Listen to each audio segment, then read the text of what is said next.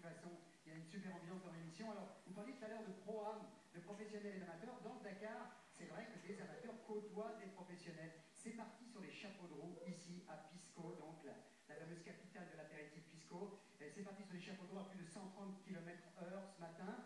Carlos Sainz, qui avait gagné hier, donc il avait déjà, lui, mis la pédale au fond, eh bien, il est en ce moment en course avec Jean-François Kerker, qui est au-dessus de lui dans l'hélicoptère. Kéké d'amour. Le buggy aux couleurs du Qatar, le numéro 303, celui de Carlos Sainz, qui ouvre la piste et qui arrivera tout à l'heure en direct sur France 4 à partir de 18h40. Pour l'instant, tout va bien dans la spéciale auto. En tête, Carlos Sainz, derrière Lucio Alvarez, troisième à la FIA. On attend beaucoup aussi de Kerlin Chichrit, des nouvelles à 18h40 sur France 4. Voilà le résultat, donc, avec la moto de Kéké. Le résultat tout à l'heure sur France 4, comme tous les jours à partir de 18h40, et dans le journal du Dakar, donc, à 20h sur France 3. Il faut faire des petites annonces pour que tout le monde comprenne bien, et en particulier les passionnés. Du côté des motos, hier, sprint de 13 km, juste là derrière. Aujourd'hui, 243 km. C'est parti aussi sur les chapeaux de roue, avec un montage de Maxo et sous l'expertise de Christian Choupin. C'est parti très très vite. C'est Chaleco le Chilien qui a ouvert la route ce matin. Il s'est un petit peu perdu. Il va terminer loin Chaleco aujourd'hui avec 18 minutes de retard. Alors lui, il s'est fait une grosse frayeur. C'est un Chilien, c'est Cabrera, vous l'avez vu, désarçonné par sa moto. Cyril Després, que vous voyez ici, va terminer à plus de 10 minutes quand même du vainqueur du jour, qui est l'Espagnol John Barreda. Voilà, avec sa Husqvarna, avec une moto suédoise. Alors je le disais tout à l'heure, pour les professionnels, donc victoire de Johan Barreda chez les Espagnols.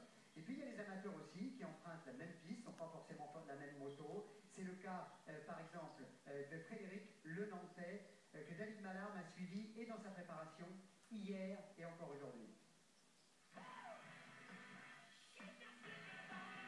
À 10 000 km de la France, Lima et ses 10 millions d'habitants. Pour la première fois, le Pérou accueille le départ du Dakar. À 50 ans, Frédéric Belloc, le Nantais, va disputer le premier rallye-raid de sa vie. Ça y est, on y est. Ça y est, c'est parti. Au Pérou, comme en Argentine ou au Chili, les pilotes sont tous des stars, cadors ou néophytes. L'Amérique du Sud vibre pour les sports mécaniques. Je suis en train de faire le Dakar ici, moi c'est pas bon là, ça me déstabilise. Je suis plus dans ma course là les gars. Je réalise pas ce qui m'arrive. Là j'ai l'impression que je suis sur un nuage. Donc c'est bien parce que j'ai vraiment le sentiment de... Je sais que je vais faire le Dakar, mais ouais, tant que je suis pas dedans, voilà, c'est ça. Le décor est planté, l'océan Pacifique en toile de fond et quelques galères à venir. Frédéric a décidé de vivre son Dakar à l'extrême. Pas d'assistance, pas d'aide, juste son savoir-faire et son courage. Sur près de 200 motards, ils seront 16 seulement comme lui. Ici j'ai une pompe à essence. La pompe à essence est mécanique. Donc j'ai mis une pompe à essence, filtre à air.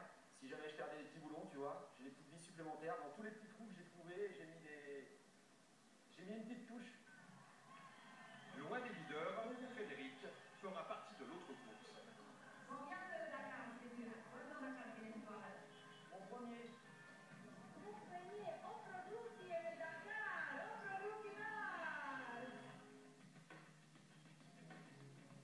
Samedi matin, le grand jour. Après 2 ans de travail et de sacrifice, le Dakar n'est plus à rêve, mais l'aventure d'une vie. La route est longue, il faut y aller piano, c'est la seule chance de pouvoir aller. Donc je pense qu'avec l'expérience du tout-terrain, avec les années, la sagesse de l'âge, et bien je pense que c'est la bonne stratégie.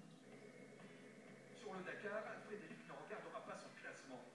Il fait juste partie du flot des anonymes, ceux qui ont forgé la légende de la plus grande course du monde. Un couillu.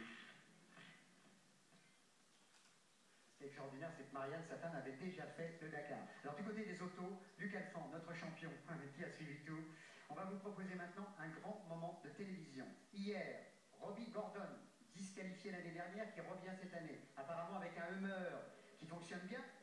sauf qu'il s'est ensablé. Et à l'arrivée,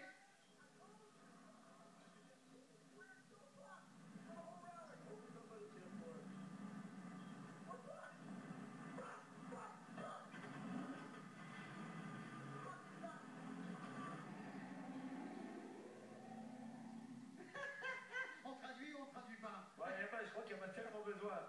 L'énervement, il vient que bon, il casse sa marche arrière, il se plante sur une dune, il a été un peu précautionneux en fait pour pas assez de vitesse. Et puis après, il en veut à son copilote d'avoir, voilà, etc. Il s'en veut d'abord à lui-même.